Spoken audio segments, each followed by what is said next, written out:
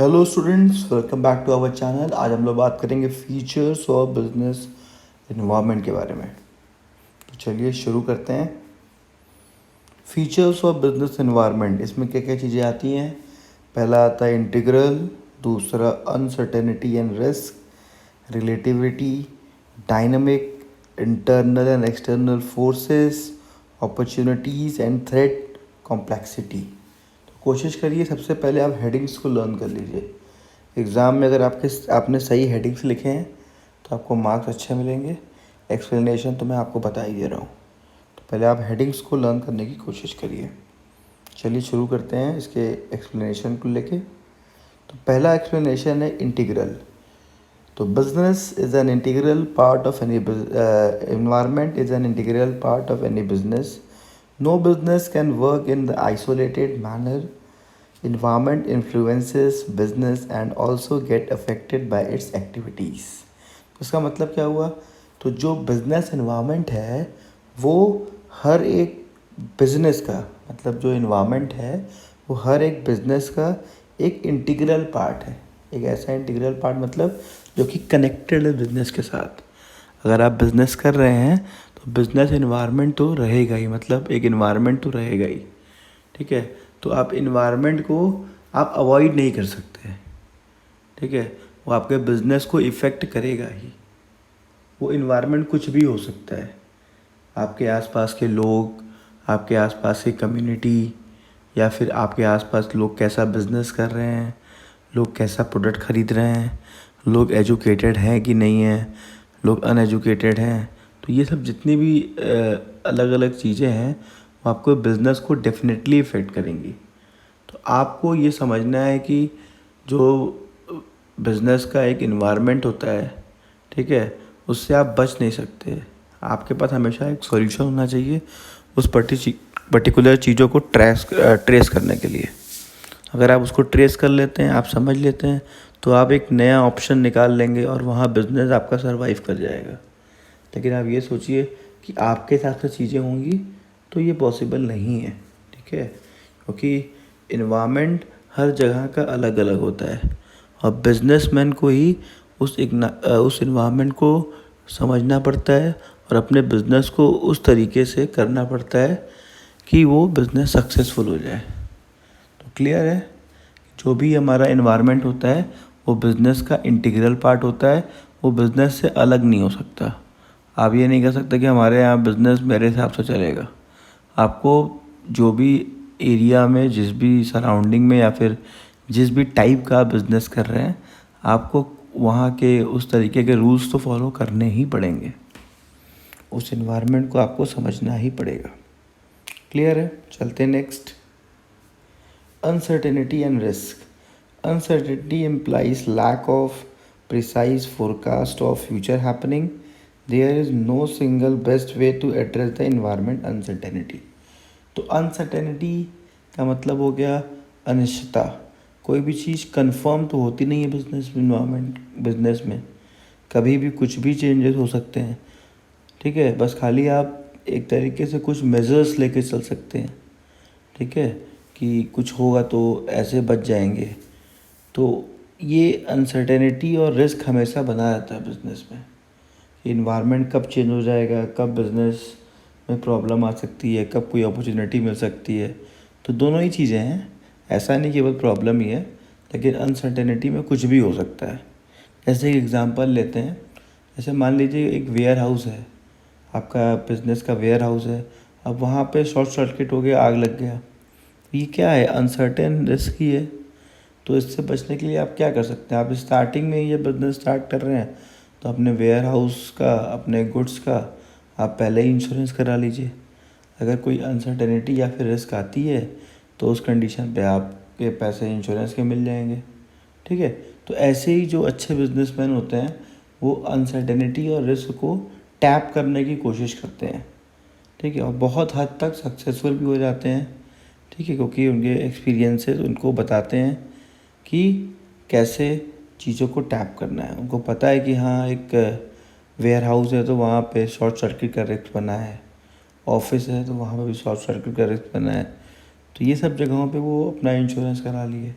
ठीक है, ऐसे बहुत सारे रिस्क हैं कि जो अलग अलग बिजनेस में होते हैं, तो आपको उसको इग्नोर नहीं करना है, आपको उसको टैप करना है और प्लस उस हिसाब से अपने बिजनेस को करना है।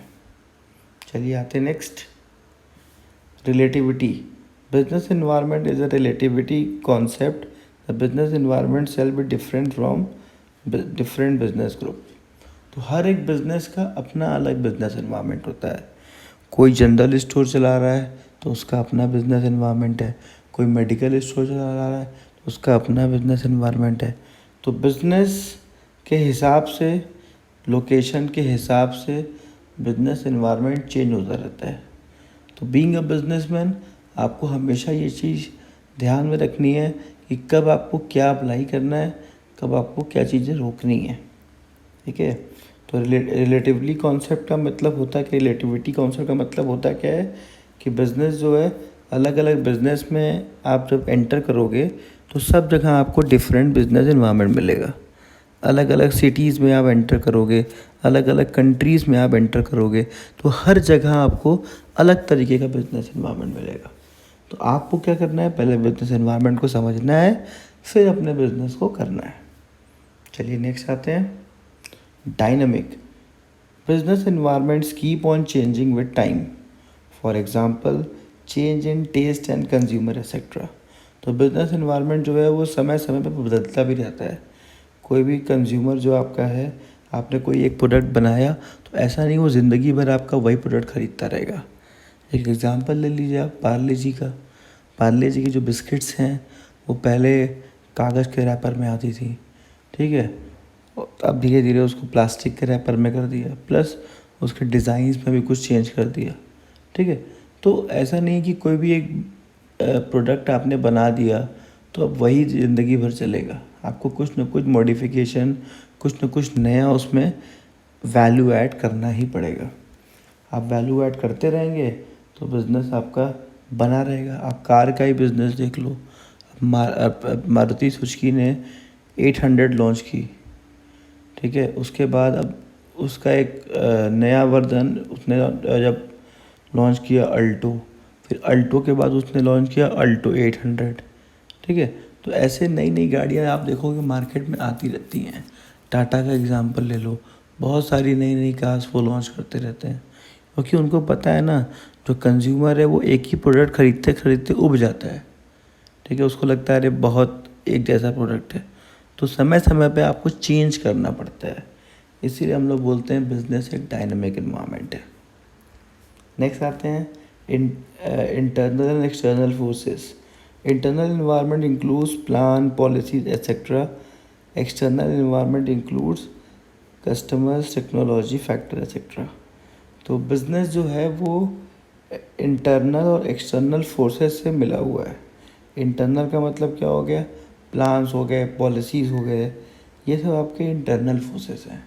बिज़नेस के अंदर की चीज़ें हैं, उसको हम लोग प्लान हो गए, पॉलिसी, जो बिज़नेस में समय समय पे बनाया जाता है, बदला भी जाता है, तो ये सब आपका इंटरनल इन्वायरमेंट में आता है। और एक्सटर्नल इन्वायरमेंट में क्या आता है, एक्सटर्नल इन्वायरमेंट जो बाहर की चीज़ें, जैसे कस्टमर्स हो गए, टेक्नोलॉजी हो गया, ये सब चीज़ें समय समय पर चेंज होती रहती हैं। तो बाहर की चीज़ें जो होती हैं वो आपकी एक्सटर्नल फोर्सेस में आती हैं। उसके बाद नेक्स्ट है आपका opportunity and threats. Opportunity is favourable condition for the business and threats is unfavourable condition of business. तो हर एक बिजनेस में आपको कुछ अपॉर्चुनिटीज़ दिखेंगी और कुछ थ्रेट्स दिखेंगी। आपको करना क्या है, जो अपॉर्चुनिटीज़ दिख रही हैं उसको ग्रैब करिए, उसको यूज़ करिए और बिज़नेस को बेहतर बनाइए। और जो थ्रेट्स हैं उसको किसी तरीके से ख़त्म करिए, क्योंकि वो आपके बिज़नेस को ख़राब करने के लिए हैं।